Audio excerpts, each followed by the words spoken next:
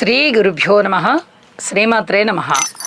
మా సెలబ్రిటీ భక్తిని ప్రోత్సహిస్తూ ఉన్నటువంటి మా ప్రేక్షకులందరికీ ఉగాది తెలుగు సంవత్సర పరాభవ నామ సంవత్సర శుభాకాంక్షలు తెలియజెప్తూ ఈ వారం రాశి ఫలాల్లోకి వెళ్దాం. గ్రహస్థితులు ముందుగా తెలియజెప్పుకుందాం. గురువుగారి యొక్క స్థితి సంచారము మిథున రాశిలో ఉంటూ ఉండగా, కేతు సింహరాశిలో, చంద్రుని యొక్క స్థితి మకర రాశిలో, బుధ కుజ రాహువులు ముగ్గురు కూడా కుంభరాశిలో ఉంటూ ఉండగా, రవి శని శుక్రుల యొక్క సంచారము మీనరాశిలోకి వచ్చి ఉన్నది.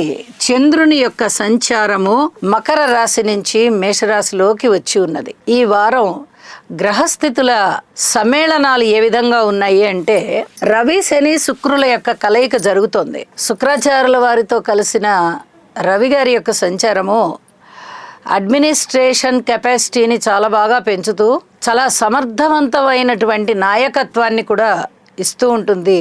ఇటు శనిగారితో కలియడం వల్ల కానీ, శుక్రాచార్యుల వారితో కలియడం వల్ల కానీ రవి గారి యొక్క స్థితి సంచారం బాగుంటుంది అని చెప్పచ్చు. మిత్రక్షేత్రంలో కాబట్టి ఎటువంటి ఇబ్బందులు ఉండబోవు. అయితే శత్రుగ్రహాలతో కలిసిన సంచారం అయినప్పటికీ కూడా రవి గారి యొక్క స్థితి సంచారం బాగుంది అని చెప్పాలి. అలాగే శుక్రాచార్యుల వారు ఉచ్చలో ఉన్నారు. ఇది కూడా చాలా చాలా మంచి ఫలితాన్నే సూచిస్తూ ఉంటుంది. ఇక బుధ కుజ రాహువుల యొక్క స్థితి సంచారము, ఇక్కడ బుధుడితో కలిసిన రాహు కానీ, కుజుడితో కలిసిన రాహు కానీ కొంత దోషభూయిష్టంగానే ఉంటారు. వీటికి రాసులతో సంబంధం లేకుండా ప్రతి వ్యక్తి కూడా బుధ కుజ రాహు స్తోత్రాలు పారాయణ చేసుకోవడం చాలా చాలా మంచిది. గురువుగారి యొక్క 9వ దృష్టి ఈ కుంభరాశి మీద ఉంటూ ఉన్న కారణం చేత మీరు ఏ చిన్న పరిహారాలు చేసుకున్నా కూడా ఫలితాలు చాలా అద్భుతంగా ఉంటాయి అని చెప్పి తెలియచెప్పడం జరుగుతోంది. ఇక వారాంతంలోకి వెళ్ళేటప్పటికీ ఇంకా వేరే ఏమన్నా ఫలితాలు ఉన్నాయా అంటే, ఇక సమ్మేళన ఫలితాలు ఏమీ లేవు. దృష్టుల ఫలితాలు కూడా ఒక గురువుగారి దృష్టి మాత్రమే కుంభరాశి మీద ఉంది.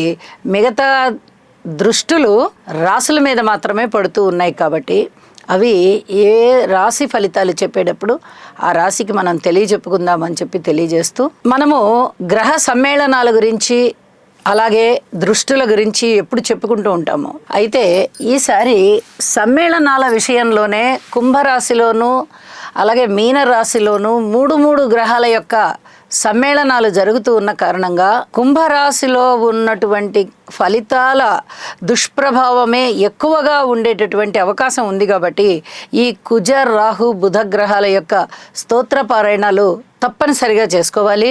అంతేకాదండి, సర్పదోషానికి సంబంధించి అలాగే బుధ రాహువుల యొక్క స్థితి కూడా, ఈ కలయిక మనిషి యొక్క వ్యక్తిత్వం మీద, ముఖ్యంగా పురుషుల మీద చాలా ప్రభావవంతంగా చూపిస్తూ ఉంటుంది ఇది. కాబట్టి కొంచెం బలకరమైన ఆహారం తీసుకోవడానికి ప్రయత్నం చేయండి. ఇది చాలా చాలా చెప్పదగినటువంటి సూచనగా తెలియజేస్తూ ఉన్నాను. ఇక శని శుక్రుల కలయిక అనేది మనకి గత కొద్ది కాలంగా జరుగుతూ వస్తోంది.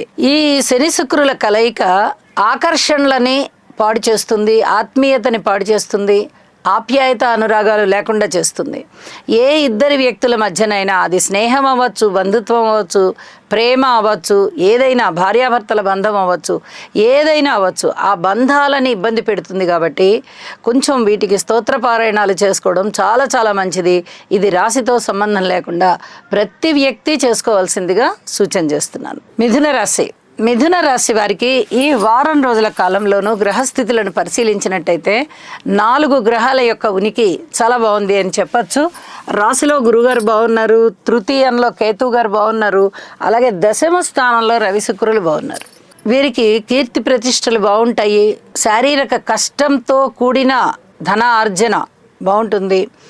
అంటే శరీర శ్రమ పెరుగుతుంది, దానికి తగ్గట్టుగానే ఆదాయం కూడా వస్తుంది. కష్టపడిన దానికి తగిన ఫలితం కనిపించడం వల్ల వీరు చాలా మానసికమైన సంతృప్తికి లోనవుతూ ఉంటారు. కుటుంబ జీవితం బాగుంటుంది. అన్నదమ్ముల సహాయ సహకారాలు బాగుంటాయి. దగ్గరి ప్రయాణాలు లాభిస్తాయి. మనోబలం పెరుగుతుంది. చాలా వరకు పనులు ముందరికి వెళ్తూ ఉంటాయి. ప్రారంభించిన ప్రతి పనిలోనూ కాస్త ఉత్సాహం కనిపిస్తూ ఉంటుంది. విద్యార్థులు తమ యొక్క అభ్యాసాన్ని ఇంకా కొంచెం పెంచవలసిందిగా సూచన చేస్తున్నాను. సంతానం బాగున్నారు. భార్యాభర్తల మధ్య అన్యోన్యత చాలా చాలా బాగుంది. రుణ భారాలు కొంచెం పెరిగేటటువంటి పరిస్థితి కనిపిస్తోంది. అది కూడా శుభకార్యాల నిమిత్తము రుణాలు చేసేటటువంటి పరిస్థితి కనిపిస్తోంది. ఇక పిత్రార్జితం చేతికి రావడం అనేది అంత తొందరగా అయ్యే పని కాదు, కానీ మీ కృషి వల్ల అది కూడా మంచి ఫలితాలను ఇస్తుంది. అయితే ఈ సర్పదోష ప్రభావం అనేది నవమ స్థానంలో ఏర్పడి ఉన్నందున కుజ రాహు స్తోత్ర పారాయణాలు, బుధుని స్తోత్ర పారాయణాలు తప్పనిసరిగా చెయ్యండి. అడ్మినిస్ట్రేషన్ కెపాసిటీ పెరుగుతుంది, ముందరగానే చెప్పుకున్నాం మనం ఈ పాయింట్ని. అలాగే లలిత కళలలో మంచి ప్రావీణ్యత సంపాదిస్తారు, చక్కటి ధైర్య సాహసోపేతమైన నిర్ణయాలు తీసుకుంటారు. కార్మికులు, కర్షకులు, నేత పని వారు, చేతి వృత్తుల వారు ఇత్యాది వారందరూ బాగుంటారు. వివాహాది శుభకార్యాలు కుదరవలసి ఉన్న వాళ్ళకి చక్కగా కుదురుతాయి. అన్యోన్య దాంపత్యం ఉంటుంది. అన్ని విధాలా బాగుంటారు మీరు. ఉద్యోగ జీవితం బాగుంటుంది, ధన ఆదాయం పెరుగుతుంది, ఊహించని విధంగా ధన లాభాలు కూడా ఉన్నాయి.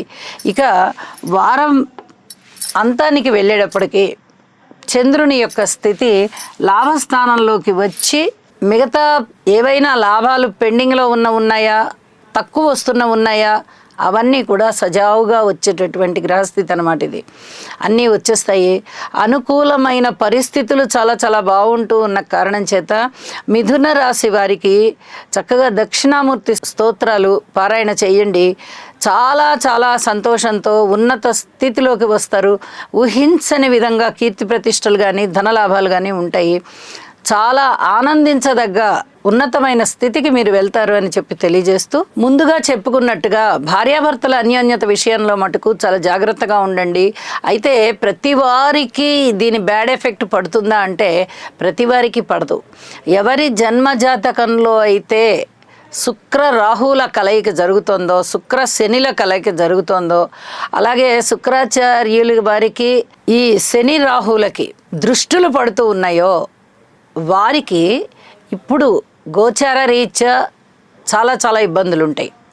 ప్రతి మనిషి నిజంగా అన్యోన్యత ఉన్నవాళ్ళు, ఈ రకమైన గ్రహస్థితులు జన్మజాతకంలో లేని వాళ్ళు ఇబ్బంది పడతారా అంటే ఇబ్బంది పడరు.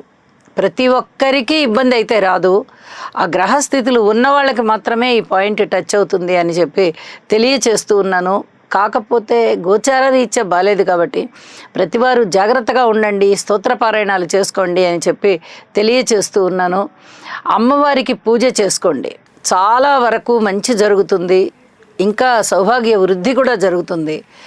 కాబట్టి ఈ అన్యోన్య దాంపత్యానికి చక్కగా అమ్మవారి అనుగ్రహం గనక తోడైనట్టయితే ఇక ఆ సంతోషానికి అవధులు ఉండవు. కాబట్టి ఈ జాగ్రత్తలు తీసుకోండి, ఈ పరిహారాలు చేసుకోండి అని చెప్పి తెలియచేస్తున్నాను. శుభం.